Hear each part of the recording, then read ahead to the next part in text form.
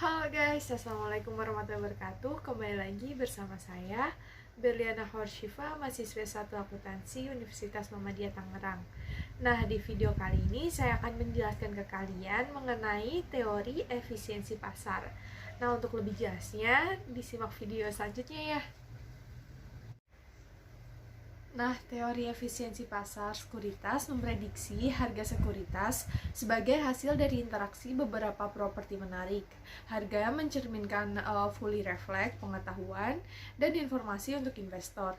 Efisiensi pasar sekuritas mempunyai implikasi yang penting untuk akuntansi keuangan.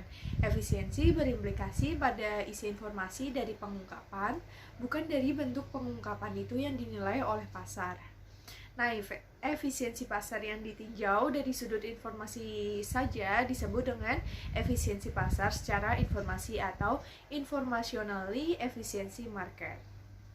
Sedangkan efisiensi pasar yang ditinjau dari sudut kecanggihan pelaku pasar dalam mengambil keputusan berdasarkan informasi yang tersedia dinamakan dengan efisiensi pasar secara keseluruhan.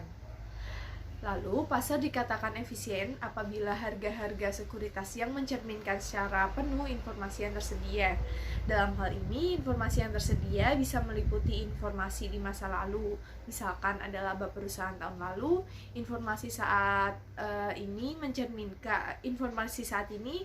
Misalnya ada rencana kenaikan dividen tahun ini, serta informasi yang bersifat pendapat atau opini rasional yang beredar di pasar yang bisa mempengaruhi dari perubahan harga. Nah, pasar yang efisien, harga ekuitas akan dengan cepat terevaluasi dengan adanya informasi penting yang berkaitan dengan sekuritas tersebut, sehingga investor tidak akan memanfaatkan informasi untuk mendapatkan abnormal return di pasar. Lalu, Fama, Fisher, Jensen, dan Roll pada tahun 2008 menyajikan 3 bentuk utama dari efisiensi pasar berdasarkan ketiga macam bentuk dari informasi, yaitu ada informasi masa lalu, informasi yang sekarang sedang dipublikasikan, dan informasi privat. Nah, informasi privat ini sebagai berikut. Yang pertama, ada efisiensi pasar berbentuk lemah atau weak form. Pasar dikatakan efisien dalam bentuk lemah jika harga-harga dari sekuritas tercermin secara penuh atau fully reflect informasi masa lalu. Informasi masa lalu ini merupakan informasi yang sudah terjadi. Bentuk efisiensi pasar secara lemah ini berkaitan dengan teori langkah acak atau random walk theory yang menyatakan bahwa data masa lalu tidak berhubungan dengan nilai sekarang.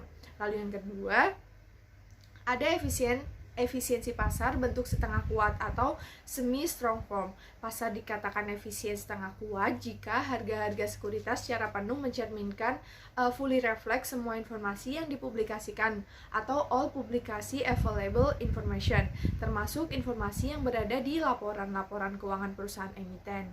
Informasi yang dipublikasikan dapat berupa informasi yang pertama, informasi yang dipublikasikan yang mempengaruhi harga sekuritas dalam perusahaan yang mempublikasikan informasi tersebut. Lalu ada informasi yang dipublikasikan mempengaruhi harga-harga sekuritas jumlah perusahaan.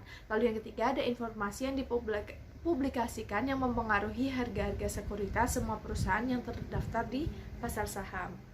Nah, yang efisiensi yang ketiga ada efisiensi pasar kuat atau strong form.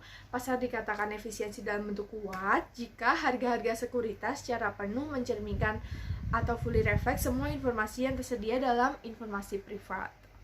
Nah, tujuan dari membedakan ke dalam 3 macam bentuk pasar efisien ini sendiri adalah untuk mengklasifikasikan penelitian empiris terhadap efisiensi pasar. Nah, ketiga bentuk pasar efisien ini berhubungan dengan satu dan yang lainnya. Hubungan ketiga ini, bentuk pasar efisien ini berupa tingkat yang kumulatif, yaitu bentuk lemah merupakan bagian dari bentuk setengah kuat dan bentuk setengah kuat merupakan bagian dari bentuk yang kuat. Dalam melakukan sebuah investasi, resiko sistematis merupakan salah satu faktor yang terpenting terkait dengan nilai pasar saham yang perlu dipertimbangkan dalam pengambilan keputusan keuangan. Nah, investor selalu dihadapkan dengan resiko-resiko investasi. Namun, hal ini bisa terminimalisir jika investor mendapatkan informasi yang cukup sebagai pedoman untuk melakukan investasi. Efisiensi pasar hadir untuk memberikan informasi-informasi terkait dengan sekuritas. Efisiensi pasar sangat berperan memberikan informasi bagi seorang investor yang akan melakukan investasi agar bisa mengurangi risiko-risiko yang ada.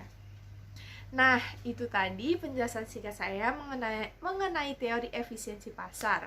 Apabila ada yang ingin kalian tanyakan, bisa langsung tanyakan di kolom komentar. Mungkin itu dulu kali ya mengenai teori efisiensi pasar. Semoga dari penjelasan singkat saya dapat kalian mengerti. Dan jangan lupa share video ini ke teman-teman kalian ya, biar mereka tahu apa itu teori akuntansi efisiensi pasar. Nah, sampai sini dulu. Sampai jumpa di video berikutnya. Dadah. Wassalamualaikum warahmatullahi wabarakatuh.